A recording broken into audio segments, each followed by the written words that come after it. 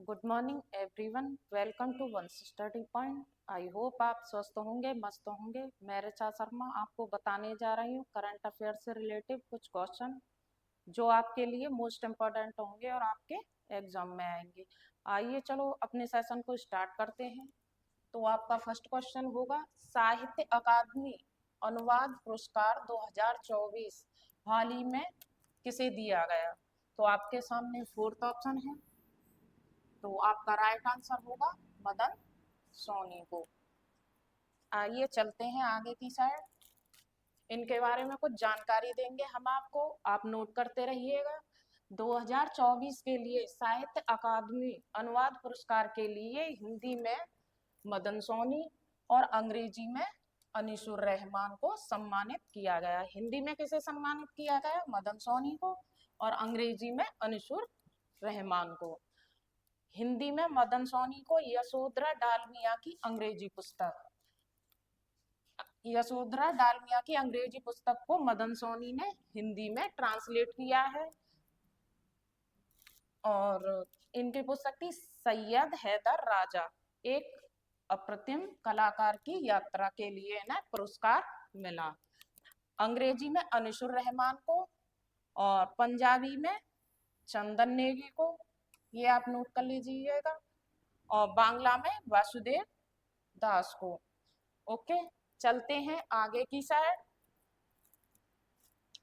साहित्य अकादमी पुरस्कार 2024 में 21 अनुवाद को दिए गए।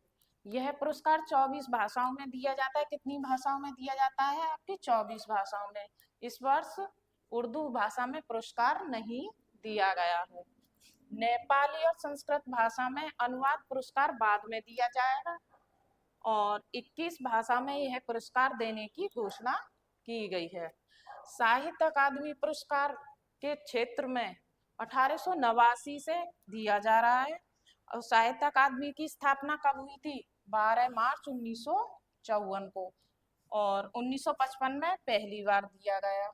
ओके, साहित्य अकादमी पुरस्कार 2024 में हिंदी के लिए गगन गिल को, ये हम आपको पहले पढ़ा चुके हैं।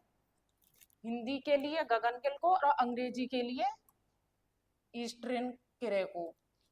ओके, और साहित्य अकादमी पुरस्कार पाने वाले पहले व्यक्ति कौन थे? माखनलाल चतुर्वेदी। ओके, अंग्रेजी साहित्य अकादमी पुरस्कार पाने वाले पहले व्यक्ति कौन थे? आर के नारायण।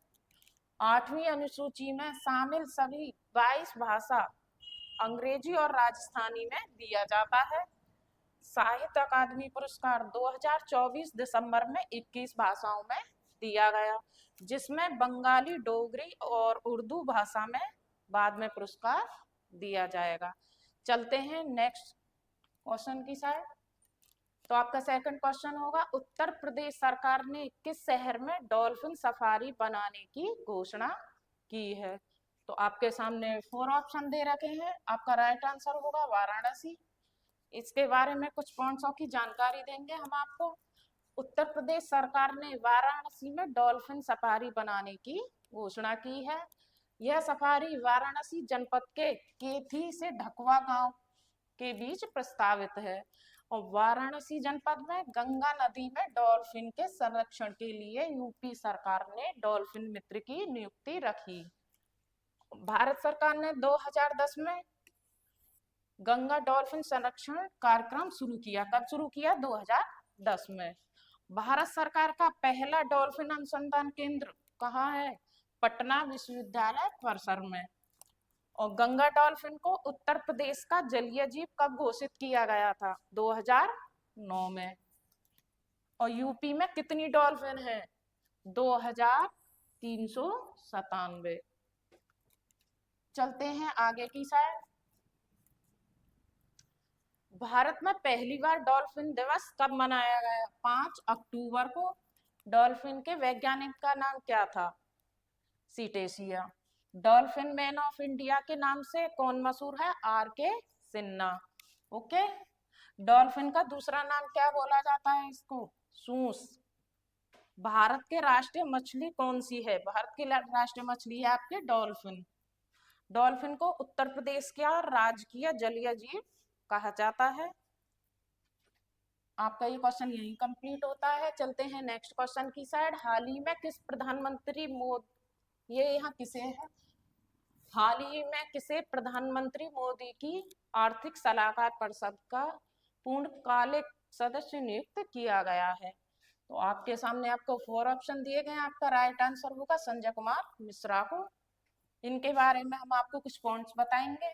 संजय कुमार मिश्रा को प्रधानमंत्री की आर्थिक सलाहकार परिषद का पूर्णकालिक सदस्य नियुक्त किया है। और भारत में राष्ट्रीय सुरक्षा परिषद के अध्यक्ष कौन है? अजित डोभाल।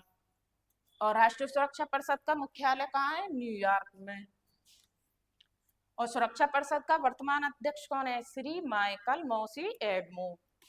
ओके, चलते हैं नेक्स्ट क्वेश्चन की साइड। तो आपका 4th क्वेश्चन होगा, प्रधानमंत्री नरेंद्र मोदी 6 अप्रैल 2025 को पनवेल रेल पुल का उद्घाटन किस राज्य में करेंगे? तो आपके सामने 4th ऑप्शन दे रखे हैं। आपका राइट आंसर होगा तमिलनाडु। इसके बारे में हम आपको कुछ पॉइंट्सों की जानकारी देंगे। पनवेल ब्रिज तमिलनाडु के रामेश्वरम में बना है और यह पुल बंगाल की खाड़ी पर बना है। कहाँ बना है? बंगाल की खाड़ी पर। और कौन सी जगह बना है? तमिलनाडु में। विपुल रामेश्वर को तमिलनाडु की मुख्य भूमि से जोड़ता है। यह भारत का पहला वर्टिकल लिफ्ट अप ब्रिज है। कौन सा है? पहला। ओके, और कौन सा ब्रिज है? वर्टिकल। और भारत का सबसे बड़ा रेलवे ब्रिज कौन सा है? बोगीबिल ब्रिज। और बोगीबिल ब्रिज भारतीय राज्य असम के डिब्रूगढ़ जिले में एक संयुक्त सड़क और रेल पुल है। विश्व का सबसे ऊंचा रेल पुल कौन सा है? Chenab railway bridge. और भारत का सबसे व्यस्त पुल कौन सा है? हावड़ा ब्रिज। और पनवन ब्रिज के नीचे कौन सा समुद्र है? अरब सागर। ओके, चलते हैं आगे की साइड।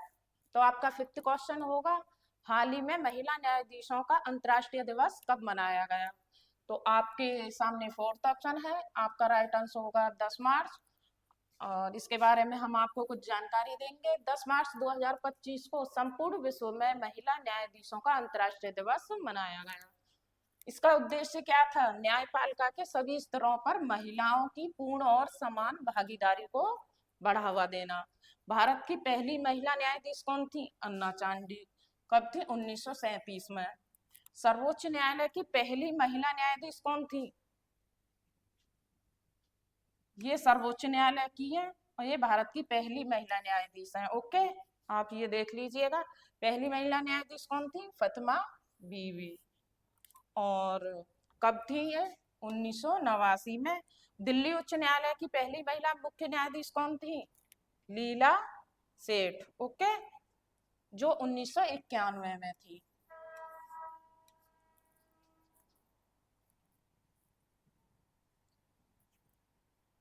आपका यहीं पर सेशन समाप्त होता है। अगर आपको कुछ पॉइंट्स के बारे में जानकारी लेनी हो तो हमें कमेंट्स में नोट कर दीजिएगा। धन्यवाद।